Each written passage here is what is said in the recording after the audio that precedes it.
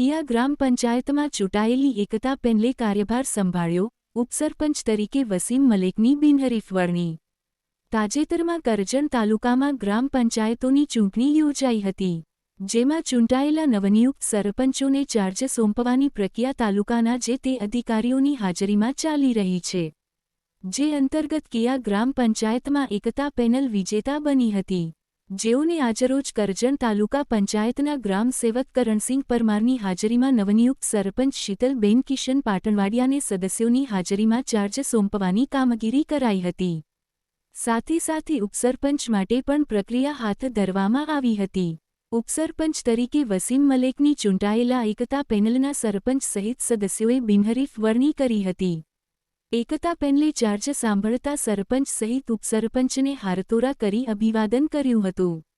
ગ્રામ પંચાયતના ઉપસરપંચ વસીમ મલેકે મીડિયા સાથે વાતચીત કરતા જણાવ્યું હતું કે ગામના જે વિકાસના કામો બાકી છે, જેમાં આરસીસી માર્ગ, પાણીની સમસ્યા, પેવર બ્લોક, પ્રાથમિક શાળા જે અમે પૂરા કરીશું.